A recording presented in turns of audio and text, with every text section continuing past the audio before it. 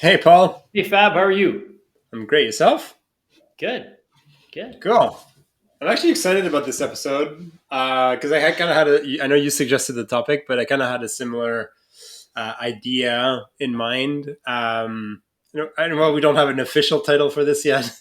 We're gonna. It's about how it's about helping sales leaders build a sales process, that's helpful to salespeople, that acts as a coach, that helps them actually close deals, right? And the reason why I'm excited about it is because I've seen so many sales processes that are just like, I don't know. I mean, there's so many different versions, right? There's the project management one, which is like all these different stages that have really nothing to do with selling at all. There's and then there's the anemic ones, right? There's like deals get created and then all of a sudden deals get closed and we don't really know what happens in between, if they even get closed at all. Um, and I now that I'm obviously I work on the operational side of things, and now that I help leaders a lot more build like full view of what their pipeline looks like. And I just got off the phone with a marketing person, and it's like she's like, I don't know what the impact of my marketing is. And I'm like, yeah, it's because there's no sales data. So how can you validate how good your marketing is if there's no sales data? um, so yeah, so I'd like to, like, how do you want to kind of set up this conversation? Well, listen, you and I have worked together. We've talked about this over a long time, and I think you and I really know where we're coming from. And I think you agree with me because we've talked about this online. Is that your sales process is not only just to see where you're at with different stages of your pipeline and what the probabilities are, but also, your sales process should also take into account. Yeah, I want some of those. It should also take uh, into Fab just took some nuts and took them off his desk. Your sales process, I believe, should also guide you in the soft skills to bring you forward in your sales process. What do I mean from that? So I was just talking about that with a client today. Is that your sales process should bring you from the first conversation with your potential client to the close. And what it mhm. should do is not just map out what's going on, sign an LOI, build the proposal, whatever. It should also be, what are the milestones you're looking for to help you move forward? What are the soft skills that you need to do as you go along? So, for example, in one of the soft skills, you need to be asking questions. Well, what are you trying? Why are you asking questions? Well, you're asking questions because you're trying to find out the motivation. So if, for Mhm. example, in your discovery phase, you have ask questions, well, that's just stupid. Right? But if you have what is your client's motivation, or what is their challenge, what is their need, then you're triggering your representative's uh, knowledge to say, oh yeah, I've got. So how do I do that? Oh yeah, I've got to ask open-ended questions. And what you and I have also talked about, and what I did with one client, which is really cool, is we've actually built a playbook to say, okay, hey, you're trying to find out what their motivation is. How do you actually do that? And then we go through Mhm. the steps of how it goes. So if you do it that way, your sales process is actually a sales assistant. It's reminding you of what you should do at each stage. At the introductory stage, it's pretty obvious. You're researching stuff, you're looking things up. And then in the discovery phase, you're asking a bunch of questions, you're finding out what they're trying to solve, because ultimately you're not selling a product or a service, you're helping them achieve something.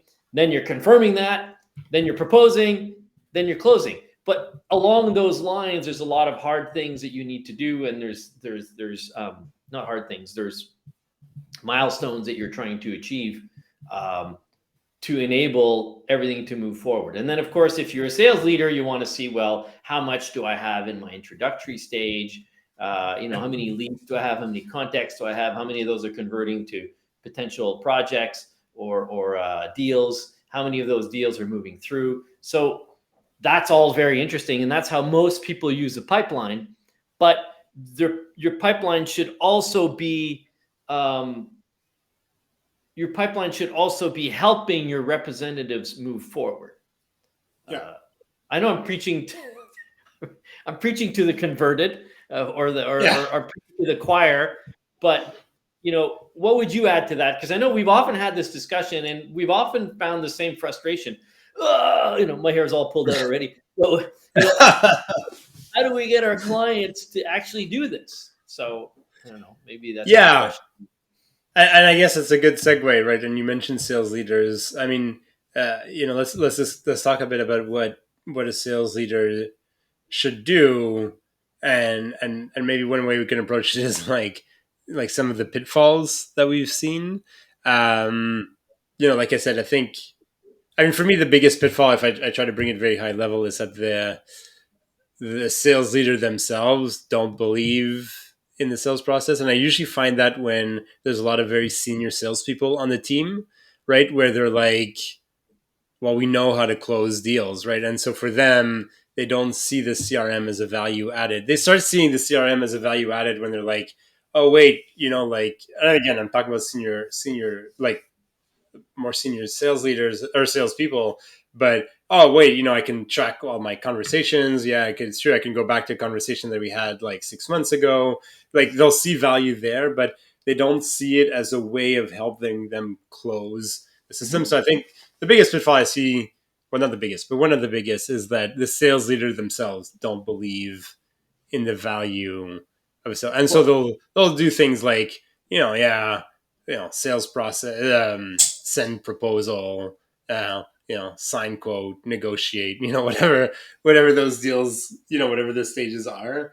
Um, but yeah, so that's one big thing. Like, well, what and you're right, how do you Fab. I say about think that? what happens is some of these people have natural ability and they see it more like, well, I'm not going to teach my people how to talk.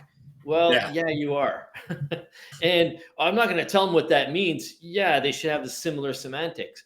And I'm just amazed. Like, even if we just talk about the conversation starter or the elevator pitch, I'm just amazed at how many people's elevator pitches are all over the place and they don't make any sense. yeah, So, if you formalize that and you remind people how to do it, well, you're going to put everything, you're going to put the probability on your side of closing to a much higher level than if you're just saying, well, do your elevator pitch.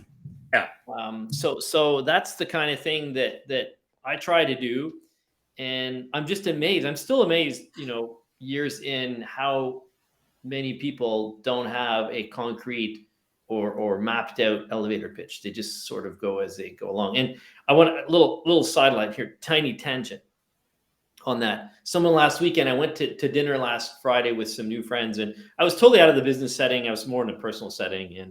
And someone asked me, hey, Paul, what do you do? And literally for about 30, 40 seconds, I was kind of tripping over my words. And I said, hey, listen, I have an elevator pitch, you moron. So then I went into, hey, what I do is I help leaders. I didn't say like you, but I said I help leaders of companies who because it was in a conversation, who are yeah, unsure, about achieving their potential growth objectives. And then I said, then I asked them, well, what are your challenges? And it came out so fluid. I said, it was just funny because I was out of my element. I was sort of like Paul, weekend Paul, who was like yeah, totally not thinking sales. And then my wife says, I saw what happened there. And then because she's heard me do that, she's you caught yourself and then you did the right thing. But that's what your sales process should do. When you're at the elevator pitch, say, okay, oh yeah, how do I do that again? Well, it's all mapped out and it helps you. It doesn't just say do elevator pitch. yeah, You can have a playbook in there that shows you how to do it. So that's where I think your sales process, if it has a playbook that's attached to it, then it becomes truly a sales assistant rather than just like you said before. Oh, here we negotiate. Here we do the yeah, proposal. Here we close. Oh, yeah, that's really helpful. yeah. No, and that's it. And I think like parallel to that, I think there's uh, I'm not going to say it's a sales specific issue because I see it with other teams as well. But there's a a process. When you say words like process, right? So a process is how you do something, right? Like there's a double edged sword to processes, and I think a lot of, in this case, we're talking about sales leaders, don't believe in a process, right? They focus a lot on the, let's call it, the art of selling, and how to speak with people and blah blah blah, and they see process as irrelevant. You know what I mean? Like there's just something there that doesn't make sense to them, that doesn't resonate with Oh, them. that's interesting. So you say it's a double-edged sword because you're saying they'll sort of help their people conversationally, but they don't understand the value of having it set up in a specific. Yeah, so that it's not like, because I think they see it as like, oh, we're just moving boxes from one column to the next. Like, like you're just trying to stifle. I mean, these are my words, not their words, but they're just trying to stifle. They're trying to, like, they're not seeing so they focus a lot more on, product training, on, salespeople that, have maybe, typical sales type of mentalities, like very outgoing, have a good, easy, way of building relationships, and they don't understand that. So they see the process as like a stifling thing, and they don't see it as a way Ah, to okay, yes. as They a don't. way They to see actually it as a improve hindrance sales. rather than enablement. Yeah, you're right. Yeah, Yeah, yeah, so yeah. the way to enable sales in their thinking is to train the reps, make sure you have reps that know how to build relationships, make sure your reps know the product, make sure the reps have a lot of experience in the industry, like stuff like that. And it's not a matter of like, wait a minute, like, and I was talking to somebody today, and I'm like, the point of having a, a sales process that's, like forward moving is that, well, maybe your, you know, whatever discovery to whatever your next stage would be, if you're realizing you have a 3% conversion rate on that, like there's value in there, right? And so you Yeah, want your reps to follow that process, and yeah, you want it to make it relevant, because then you can say, whoa, wait a minute there. Because our problem is that we don't have enough. It's not that we don't have enough leads. Our problem is that we're not we're there's a bottleneck here at this stage. Let's work on this bottleneck. What does that mean? yeah, And yeah, so on yeah, and so forth. yeah. Yeah, I totally agree with you, and I think some people see process as a negative aspect of what, I'm not freeing them up. I'm putting something else on their plate, and I'm going to slow them down. Well, it's the opposite, because if you figure out everything you need to do as you go along, like you just said, you can eliminate the bottleneck or figure out where the bottleneck is. And Yeah, that's why you need to sort of pull it apart and create a process out of it. A lot of people don't realize, they just think, well, sales is just, it's relationship, or it's, yeah, giving people what they want. But it's a lot of little things that happen. It's psychology, right? It's the psychology of opening up a person to tell you what their issues are so that you can help them fix an issue or create an opportunity. But how does yeah, that happen? And if you map out the things that need to happen, well, then it's a reminder for you not to skip any stages and do it properly. And if yeah, you, and the word process doesn't mean you do it exactly the same every time. It means that you have a guideline to remember all the different things that you've done properly in the past that you've accumulated, and you've created a process out of it. There's a process in building a house because there's been trial and error over 2,000 years how best to build a house.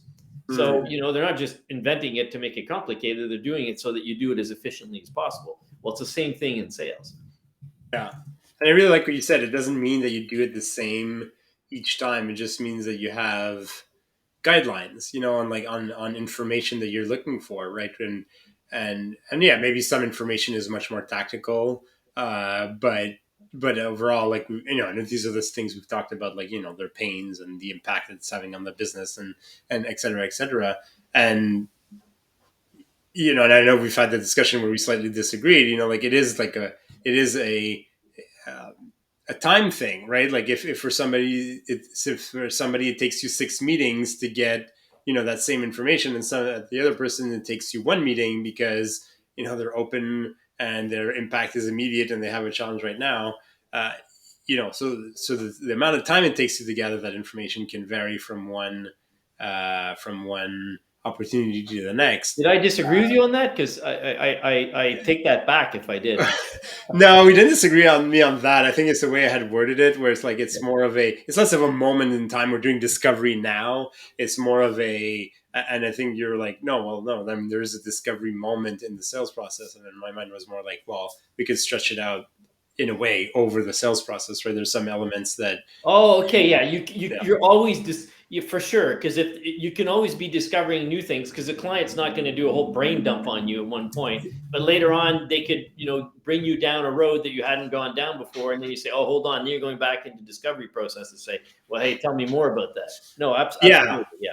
And just from what we're saying now, like there is one, because like I said, I think what I see the biggest challenges with sales processes is when we're working with senior reps who quote unquote know how to sell.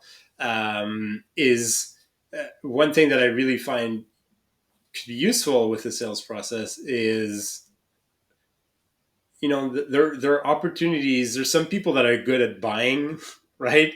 Like they're good at buying software. Let's say that it's a software or a material that they buy regularly. They're good at buying it, and so then the sale can end up look like it's going very fast, right? And so the rep, even a senior rep, can get caught up and like this person's ready to buy now, and like all kind of logic goes out the window, and they'll kind of run to their like, listen, if I can give them a 40% discount, like it's getting done now, right? Like and they forget to ask like the impact stuff Yeah, yeah, yeah, and yeah. the decision making stuff, Yeah, and yeah. that's where They sales can't see process the can forest for the trees because they're like so right. excited, and they're like, wow, this is great, it's gonna happen now, and they forget to exactly ask all the impact stuff, all the stuff that can make a difference to really doing it properly. Then Yeah, again, if you have a client says, hey, look, I don't want your sales pitch, I just want to buy your product. We say, okay, well, I don't know how I'm going to help you, but sure, go ahead. Then you're just selling a commodity, right? Because if they're yeah, and I that's mean the whole, yeah, you have to watch out for that. I think like I mean, if it is a real commodity, like obviously that those exist, right?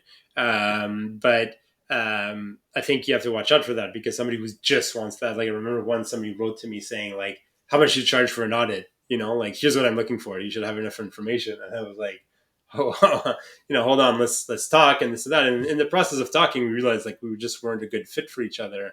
Uh, so I guess the outcome would have been similar, where they just sent him a yeah, price or not. But at least we both knew, okay, it's just not a good fit, yeah, right?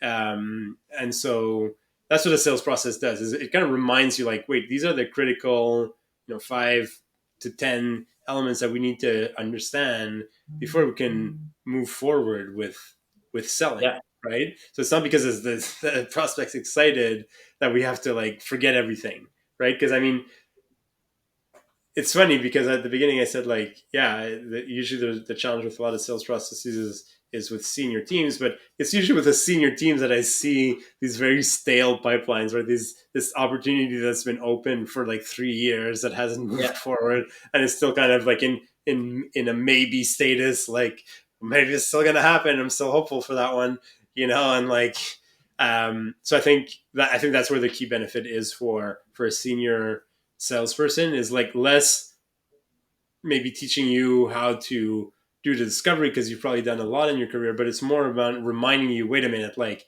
these people didn't check all these boxes, right? There's no yeah, impact yeah. to this, so they're not going to buy. There's a good chance they're Yeah, not going to or if buy. they buy, you're just lucky. But you Yeah, said something earlier that I want to come back on, which is really important.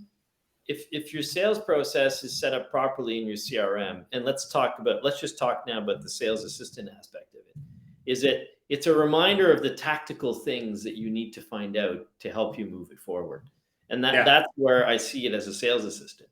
Um, because your CRM also serves the purpose, obviously, of giving you the option of different reports to understand how to read the data. yeah, And of course, that's really beneficial. And if you're a smart rep, you'll use that. And if you're a smart sales leader, you'll use that too. But really, at the base level, if you're a good sales leader, you're going to understand, or you're not going to, you're going to try to understand and hopefully use your CRM to integrate a sales process or sales processes that will enable you to help, that will enable your reps to help them move along. right. Because it's a lot more than that. But I mean, we're going in circles now. I think we're saying the same thing over and over again in different ways, which is good. But ultimately,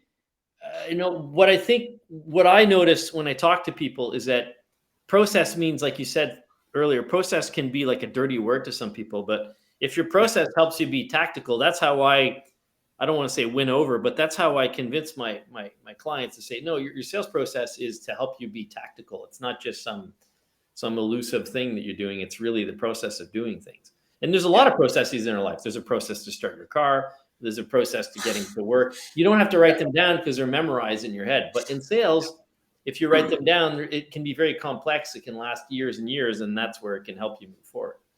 yeah. Um, Yeah. So So I want to say like another pitfall. I want to kind of change the type of pitfall is because I mean there is the other side of the medal or of the coin, whatever the expression is that I also see systems that are overly complicated, right? Like where there's like we're asking the reps to fill out a lot of information, to click a lot of stuff, to do this, and it just becomes a chore. They're like, ugh, I know if I move the deal from discovery to whatever, I'm gonna have to fill out 36 properties, and so I'm just gonna do it when the deal's quite moved forward, and I'm just gonna sit down and do it.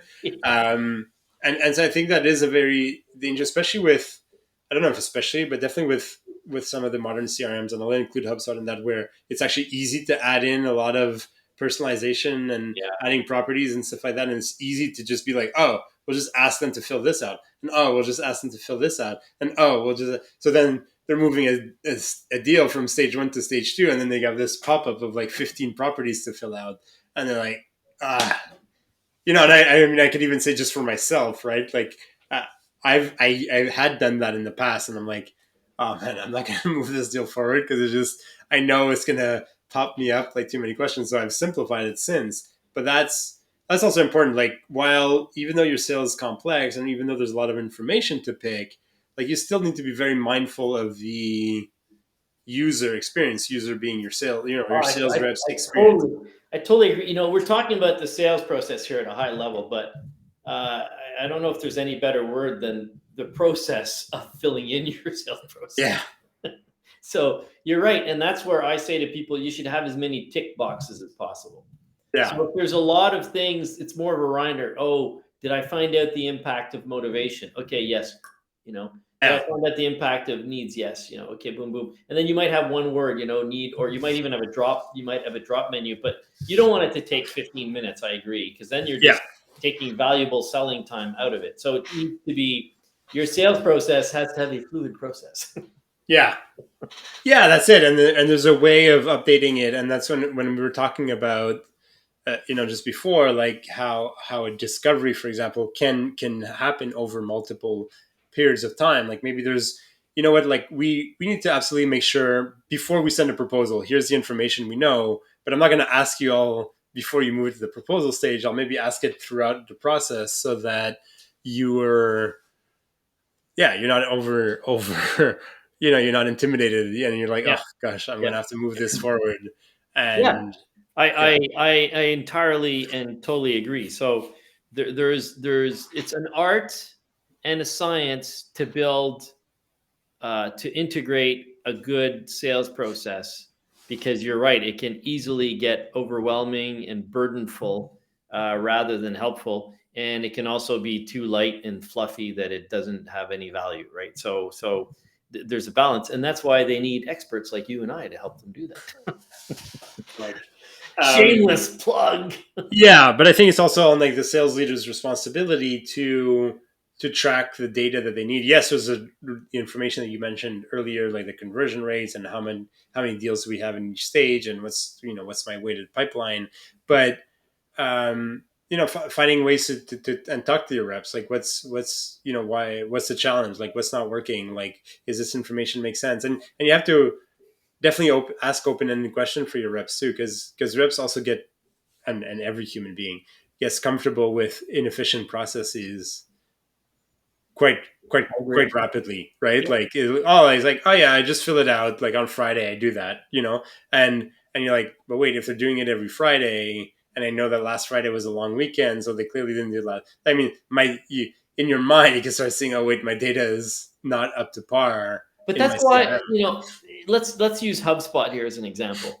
That's why I like CRMs like HubSpot, where I'm making my phone calls from my CRM. I'm writing my emails from my CRM.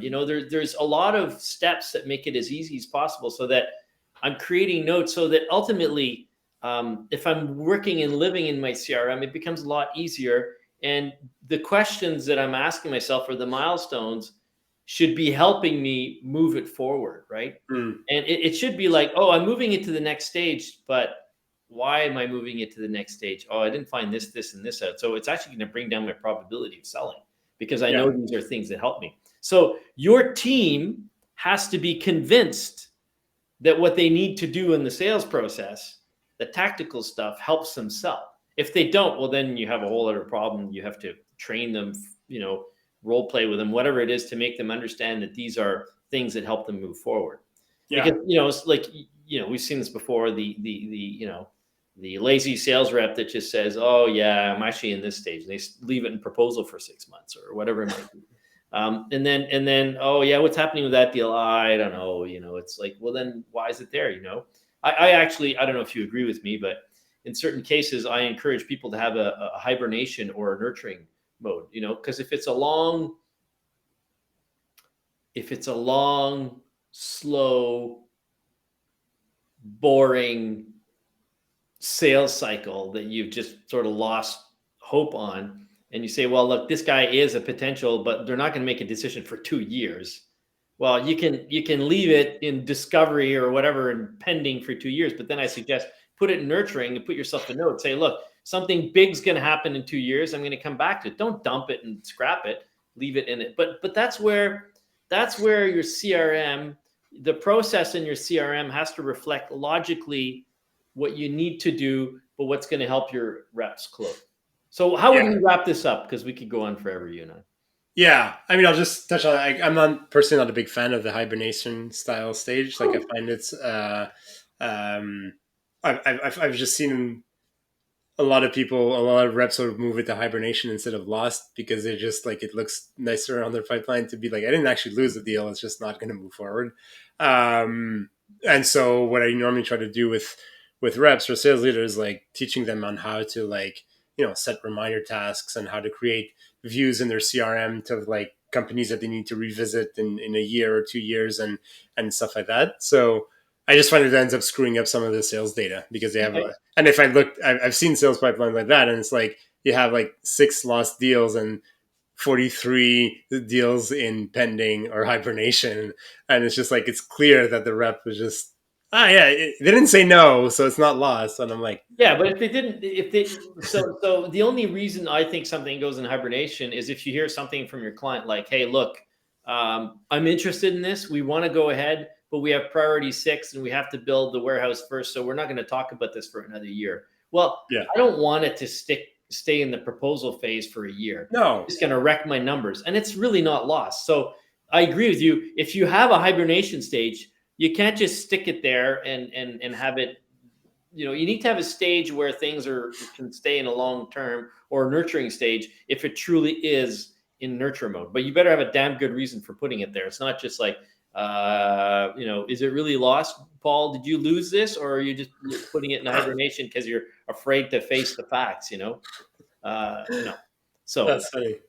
but All right, so wrapping it up, I mean, like I said, I think there's a few points that I've jotted down, but I think like I think the big challenge with a lot of sales process, I mean, there's obviously the last one or another one, which is like they don't know how to build one, and that's where somebody like you comes in, right? Like when they just don't know how to build a sales process.